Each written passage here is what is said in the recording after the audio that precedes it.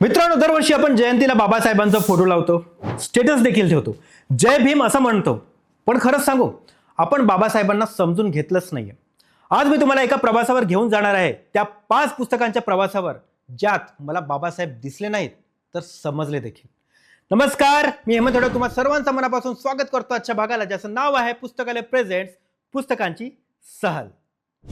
एक मुलगा, कदाचित तुम्ही स्वतः जयंतीच्या दिवशी स्टेटस ठेवता जय भीम, पण मनात एक प्रश्न येतो, मी फक्त नाव घेतोय की विचारही मन समजून घेतोय? आणि तिथून सुरू होतो एका पुस्तकांचा प्रवास. मी पहिलं पुस्तक उघडलं, ॲनिहिलेशन ऑफ कास्ट. पहिल्याच पानावर धक्का बसला. बाबासाहेब इथे जाती व्यवस्थेचा फक्त विरोध करत नाहीत, ते तिचं पूर्ण विश्लेषण करतात. ती कशी तयार झाली, कशी टिकवली गेली आणि का मोडली पाहिजे ते सांगतात. की रिफॉर्म नाही तर कम्प्लीट डिस्ट्रक्शन हवे. त्यांनी धर्म, समाज आणि परंपरा यांनाही प्रश्न विचारले, आणि इथेच हे पुस्तक डेंजरस वाटतं पण खरं असतं. या पुस्तकात आपण काय शिकतो तर प्रश्न विचारायला घाबरू नका, चुकीच्या परंपरेला परंपरा म्हणून ॲक्सेप्ट करू नका, आणि इक्वॅलिटी ही मागायची नाही तर घ्यायची असते. हे पुस्तक आजच्या पिढीसाठी देखील महत्त्वाचं आहे, कारण आजही डिस्क्रिमिनेशन सटल फॉर्ममध्ये जिवंत आहे. नंतर मी दुसरं पुस्तक घेतलं, द बुद्धा अँड हिज धम्मा. इथे बाबासाहेब खूप शांत वाटतात, पण त्यांचे विचार खूप शक्तिशाली आहेत. त्यांनी बुद्धांना देव म्हणून नाही तर एक महान विचारवंत आणि मार्गदर्शक म्हणून मानलं. ते सांगतात, जीवनात दुःख आहे पण त्यावर उपायही देखील आहे. त्यांनी बौद्ध धर्माला मॉडर्न ट्विस्ट दिला, सुपरस्टिशन नाही, लॉजिक प्लस मोरॅलिटी. या पुस्तकात आपण शिकतो की रागाने नाही, विचाराने बदल घडतो. कंपॅशन म्हणजे कमजोरी नाही, ती ताकद आहे, आणि स्वतःचा मार्ग स्वतः निवडायचा असतो. आज लोक स्ट्रेस, कन्फ्युजनमध्ये असतात. हे पुस्तक क्लॅरिटी देते, आणि म्हणून हे पुस्तक नक्की वाचा. आता वळूया तिसऱ्या पुस्तकाकडे. तिसरं पुस्तक आहे आंबेडकर अ लाईफ. हे वाचताना मला एक चित्र दिसत होतं. एक लहान मुलगा ज्याला शाळेत वेगळं बसायला लावलं जात, पाणी स्पर्श करू दिलं जात नव्हतं, आणि तोच मुलगा पुढे जाऊन देशाचं संविधान लिहितो. हे पुस्तक फक्त बायोग्राफी नाही आहे, हे स्ट्रगल आहे. हे स्ट्रगल ते सक्सेसचं ब्ल्यूप्रिंट आहे.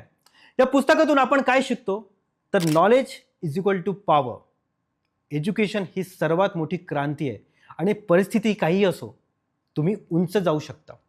आज सर्वांना मोटिवेशन हवी आहे, आणि हे पुस्तक रिअल मोटिवेशन देतं, आणि म्हणून तुम्ही हे पुस्तक नक्की वाचा. तर आता वळूया चौथ्या पुस्तकाकडे. चौथं पुस्तक आहे बिकमिंग बाबासाहेब. इथे मला समजलं की बाबासाहेब अचानक महान झाले नाहीत. त्यांच्या आयुष्यातील प्रत्येक घटना, महाड सत्याग्रह, संघर्ष, अपमान यांनी त्यांना घडवलं. आणि हे पुस्तक सांगतं, greatness is built not born. आणि यात आपण काय शिकतो तर पेनला पॉवरमध्ये बदला, संघर्ष टाळू नका, आणि त्यातूनच ग्रोथ होते. आणि लिडरशिप म्हणजे लोकांसाठी उभं राहणं. आजच्या तरुण पिढीने हे नक्की वाचावं, कारण आज जे शॉर्टकट शोधतात, हे पुस्तक आपल्याला पेशन्स शिकवतं. तर आता वळूया शेवटच्या पुस्तकाकडे, द रॅडिकल इन आंबेडकर. इथे बाबासाहेबांचं एक वेगळाच चेहरा दिसतो. ते फक्त लीडर नव्हते, ते एक ग्लोबल थिंकर देखील होते. त्यांनी कॅपिटलिझम, कास्ट, डेमोक्रेसी सगळ्याचं डीप ॲनालिसिस केलं, आणि एक गोष्ट स्पष्ट केली, जर सिस्टीम चुकीचा असेल तर सिस्टीम बदललाच पाहिजे. हे पुस्तक आपल्याला शिकवतं की बोल्ड विचार करा, चेंजसाठी अनकम्फर्टेबल व्हायला तयार राहा, आणि समाज बदलायचा असेल तर स्वतःपासून सुरू करा. आजच्या समाजात इनोव्हेशन आणि रिव्हॉल्युशन दोन्ही गरजेचं आहे, आणि म्हणून हे पुस्तक नक्कीच वाचा. मित्रांनो, मला खात्री आहे की या 5 पुस्तकानंतर तुम्ही बदललेले असाल. तुम्ही फक्त फॉलोवर राहणार नाही तर थिंकर बनाल, आणि कदाचित थोडंसं बाबासाहेबांच्या वाटेवर देखील चालायला लागाल. आणि त्यामुळे येणाऱ्या जयंतीला फक्त पोस्ट ठेवू नका, एक पुस्तक उघडा, कारण बाबासाहेब फोटोमध्ये नाहीत, ते विचारांमध्ये जिवंत आहेत.